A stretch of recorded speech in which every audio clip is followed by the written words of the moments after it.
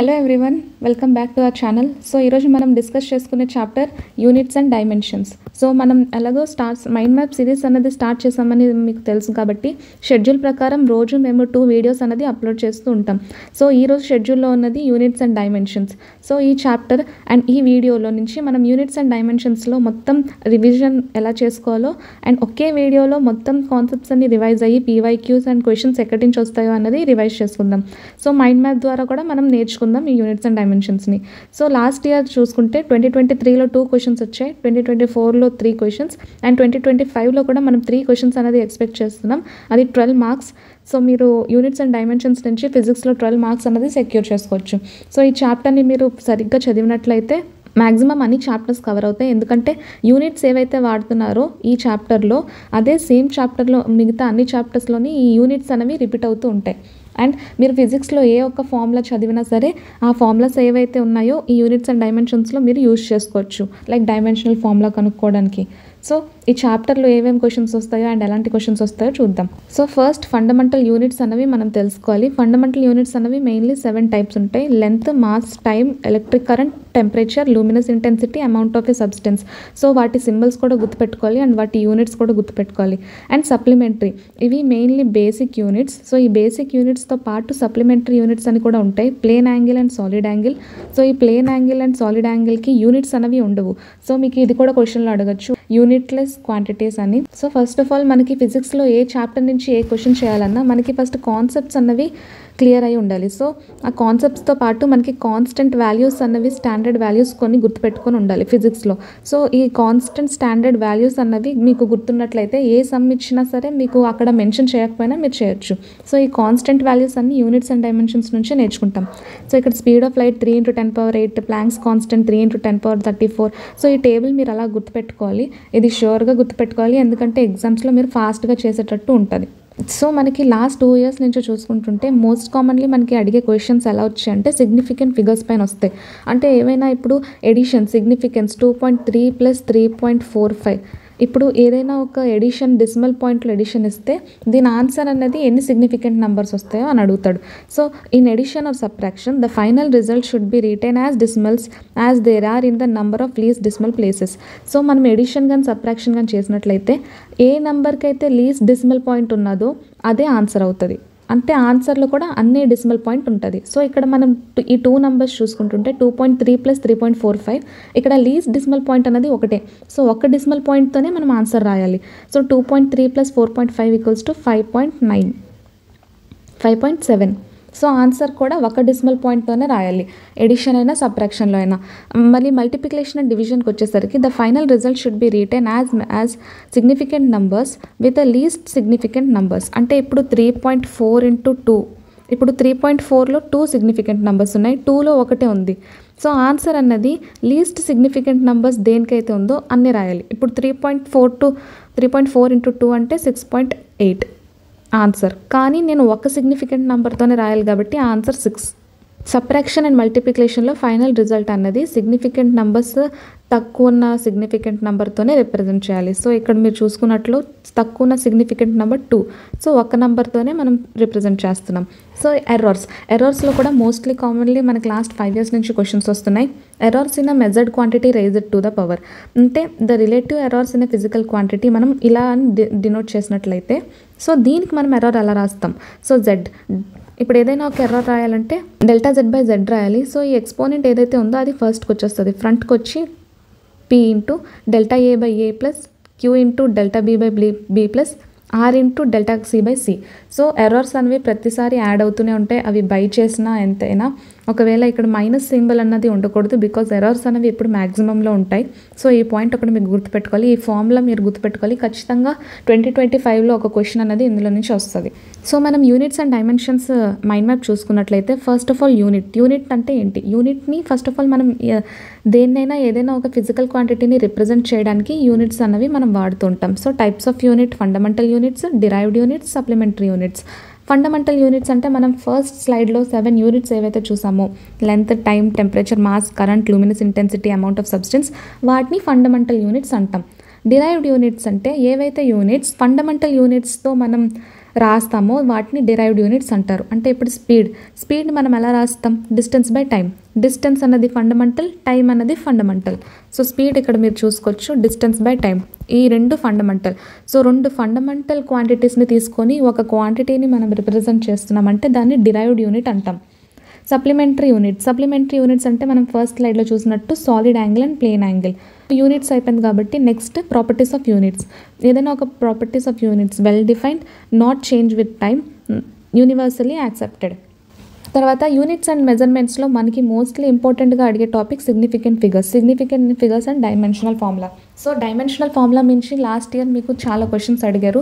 ఇప్పుడు ఏదైనా ఒక క్వాంటిటీని మనం డైమెన్షనల్ ఫార్ములాలో ఎలా రాస్తామన్నది, అండ్ ఇక్కడ మీరు ఎగ్జాంపుల్ చూడొచ్చు.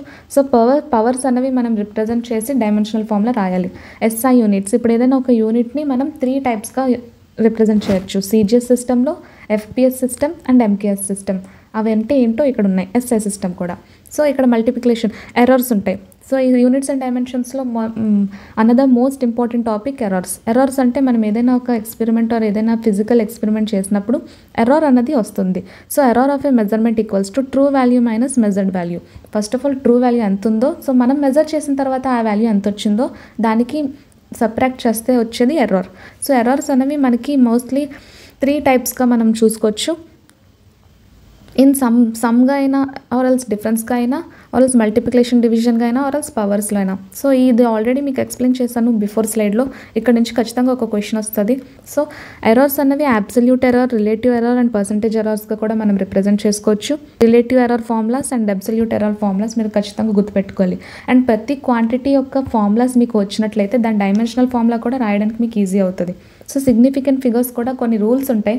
ఆ సిగ్నిఫికెంట్ రూల్స్ కూడా మీరు చదువుకున్నట్లయితే ఏ నెంబర్ ఇచ్చినా దానికి ఎన్ని సిగ్నిఫికెంట్ నెంబర్స్ ఉన్నాయో మీరు చెప్పచ్చు. All non zero digits are significant. ఇప్పుడు ఏవైతే ఆల్రెడీ దీనిపైన నేను ఒక వీడియో చేశాను. So some basic concepts of కెమిస్ట్రీలో. సో అది మీకు డిస్క్రిప్షన్లో లింక్ పెడతాను. సో అక్కడ డీటెయిల్డ్గా సిగ్నిఫికెంట్ ఫిగర్స్ అంటే ఏంటి అండ్ ఈ యూనిట్స్ అన్నీ ఏంటి అనేది అక్కడ ఎక్స్ప్లెయిన్ చేశాను. సో మీరు అక్కడ చూడొచ్చు. ఇక్కడ మీరు స్క్రీన్ షాట్ తీసుకోండి సో దట్ మీరు ఎగ్జామ్ ముందు కూడా ప్రిపేర్ అవ్వడానికి ఈజీగా ఉంటుంది. And dimensional formula, so that మీకు ఈ డైమెన్షనల్ ఫార్ములా ఈజీగా చేయాలంటే ప్రతి ఒక్క ఫార్ములా మీకు తెలిసి ఉండాలి. ప్రతి ఒక్క క్వాంటిటీ ఫార్ములా తెలిసినట్లయితే డైమెన్షనల్ ఫార్ములా కూడా మీకు ఈజీగా సాల్వ్ అయిపోతుంది. మోస్ట్లీ డైమెన్షనల్ ఫార్ములా నుంచి ఒక క్వశ్చన్ వస్తుంది, సిగ్నిఫికెంట్ నెంబర్స్. అండ్ ఈ సిగ్నిఫికెంట్ ఫిగర్స్లోని మీరు చూసుకున్నట్లయితే అందులో అప్లికేషన్స్ కూడా నేను ముందు స్లైడ్లో చెప్పాను. Addition of significant figures, multiplications and division and subtraction. So అది కూడా ఒకటి చూసుకోవాలి. ఫర్ ఎగ్జాంపుల్ ఇంకొక క్వశ్చన్ మీకు ఎక్స్ప్లెయిన్ చేస్తాను. a⁴ b⁴ దీనికి ఇప్పుడు మనం ఎర్రర్ రాసినట్లయితే 2 × Δa/a plus 3 × Δb/b plus 5 × Δc/c. So errors అనేవి మోస్ట్లీ మనకి ఎలా ఇచ్చినా సరే మనం ఎడిషన్లోనే తీసుకోవాలి. మ్యాక్సిమం ఎర్రర్ అడుగుతాడు కాబట్టి. So 2 × Δa/a, already Δa/a value ఇస్తాడు. సో 2 × ఏ వాల్యూ ఇచ్చాడో ఆ వాల్యూ వేసి డైరెక్ట్ సమ్ చేసేస్తే అయిపోయింది.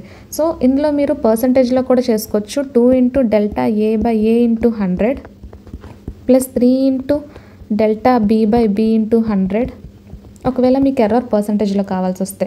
సో ఈ టాపిక్ మీద క్వశ్చన్ అనేది షూర్గా వస్తుంది. And dimensional formula, first of all dimensional formula అంటే మనకి ఏమైనా ఒక ఫోర్స్కి డైమెన్షనల్ కావాలంటే ఫోర్స్ ఒక ఫార్ములా రాసుకోవాలి. m/a, m అంటే మాస్ కాబట్టి 1. యాక్సిలరేషన్ అంటే velocity by time. So velocity by time మళ్ళీ ఎలా రాసుకుంటాం? Distance by time. So time ఉంది కాబట్టి టైమ్ స్క్వేర్. సో ఇక్కడ డిస్టెన్స్ని L అంటాం, టీని పవర్ -2. సో ఇది ఫోర్స్ యొక్క dimensional formula. So dimensional formulas కూడా ప్రతి ఒక్క క్వాంటిటీది, ఫోర్స్దే కాదండి, ప్రతి ఒక్క క్వాంటిటీది మీరు నేర్చుకోవాలి. సో లాస్ట్ ఇయర్ అనాలిసిస్ చూసుకుందాం. లాస్ట్ 5 years 10 years నుంచి క్వశ్చన్స్ ఎలా వచ్చాయో. So the unit of thermal conductivity ఒక ఫార్ములా మీకు తెలిసినట్లయితే దాని యూనిట్స్ అనేవి మీరు ఈజీగా రాసుకోవచ్చు. సో అన్ని ఫార్ములాస్ అన్నవి మీకు గుర్తుంటే యూనిట్స్ అండ్ డైమెన్షన్స్ అనేది easy chapter. Taking in to the account the significant figures of values. So సబ్ట్రాక్షన్లో సిగ్నిఫికెంట్ ఫిగర్స్ ఎలా ఉంటుందో చూసాం కదా. Less number of decimal. So ఈ రెండిట్లో మనకి తక్కువ డెసిమల్ నెంబర్స్ ఎక్కడున్నాయి? తక్కువ డెసిమల్ ప్లేసెస్ అంటే 2 ఉన్నాయి. ఇక్కడైతే 4 డెసిమల్ ప్లేసెస్ ఉన్నాయి. డెసిమల్ తర్వాత 4 నెంబర్స్ ఉన్నాయి కాబట్టి 4. ఇక్కడ 2, తక్కువ 2 కాబట్టి ఆన్సర్ అన్నది 2 డెసిమల్ పాయింట్స్లో రావాలి. సో ఆప్షన్ బి అవుతుంది. అదే మల్టిప్లికేషన్ డివిజన్లో సిగ్నిఫికెంట్ నెంబర్స్ కనుక్కోమంటే దేనికైతే తక్కువ సిగ్నిఫికెంట్ నెంబర్స్ ఉన్నాయో ఆ అన్ని సిగ్నిఫికెంట్ నెంబర్ ఉన్న ఆన్సర్ అవుతుంది. The pair of quantities having same dimensions. ఈ క్వశ్చన్ ఎన్నిసార్లు రిపీట్ అయిందంటే మీరే పీవైక్యూ బుక్లో చూసుకోవచ్చు. సేమ్ డైమెన్షన్స్ ఉన్న క్వాంటిటీస్ అడుగుతారు. సో ఇవి మీరు గుర్తుపెట్టుకొని వెళ్ళొచ్చు, ఆర్ఎల్స్ అక్కడక్కడ మీరు సమ్ అయినా చేయొచ్చు. A force is defined as a F equals to alpha t square plus t. So ఇలాంటి ఒక ఈక్వేషన్స్ ఇచ్చి దీనికి డైమెన్షన్స్ కనుక్కోమని అడుగుతాడు. ఇప్పుడు ఫోర్స్ యొక్క డైమెన్షన్ని మీరు alpha into t square plus టీని ఈక్వల్ చేయాలి. సో ఈ డైమెన్షన్స్ రెండు ఈక్వల్ చేస్తే ఆల్ఫా వాల్యూ అన్నది మీకు వస్తుంది. సో బీటా వాల్యూ కూడా వస్తుంది. సో కాన్స్టెంట్ని కనుక్కోవడం అంతే. If E and G are denote energy and gravitational constant. So energy అంటే ఎనర్జీ యొక్క డైమెన్షనల్ ఫార్ములా మీరు రాసి E by G, ఎనర్జీ యొక్క dimensional formula by G, gravitational constant dimensional formula రాసి ఏదైతే వస్తుందో దాన్ని. సో ఈ డైమెన్షనల్ ఫార్ములా పైన క్వశ్చన్ లేకుండా యూనిట్స్ అండ్ డైమెన్షన్స్ ఏ క్వశ్చన్ మాత్రం ఇవ్వడు. సో ఈ డైమెన్షనల్ ఫార్ములా నుంచి చాలా ఇంపార్టెంట్ క్వశ్చన్స్ అనేవి వస్తాయి. Thank you so much. So ఈ వీడియోతో మీకు ఎలాంటి క్వశ్చన్స్ అయితే యూనిట్స్ అండ్ డైమెన్షన్స్ నుంచి అడుగుతారో అండ్ పీవైక్యూస్లో ఎలాంటి క్వశ్చన్స్ వచ్చాయో అండ్ మైండ్ మ్యాప్ కూడా మీకు క్లియర్గా అర్థమైందని అనుకుంటున్నాము. సో ఈరోజు ఈ video units and dimensions revise అయింది. సో ఒకసారి మీరు ఫార్ములా షీట్స్ కూడా రివైజ్ చేసుకోండి. టెలిగ్రామ్ ఛానల్లో కూడా మేము ఫార్ములా షీట్స్ అనేవి అప్లోడ్ చేస్తూ ఉంటాం. సో అది కూడా జాయిన్ అవ్వండి. సో ఆ ఫార్ములా షీట్స్ని కూడా రివైజ్ చేసుకొని మీరు డైరెక్ట్గా మాక్ టెస్ట్ కూడా ఇవ్వచ్చు. సో నెక్స్ట్ వీడియో అనేది లివింగ్ వరల్డ్ పైన మేము అప్లోడ్ చేస్తాం. So subscribe our channel, stay tuned. Thank you.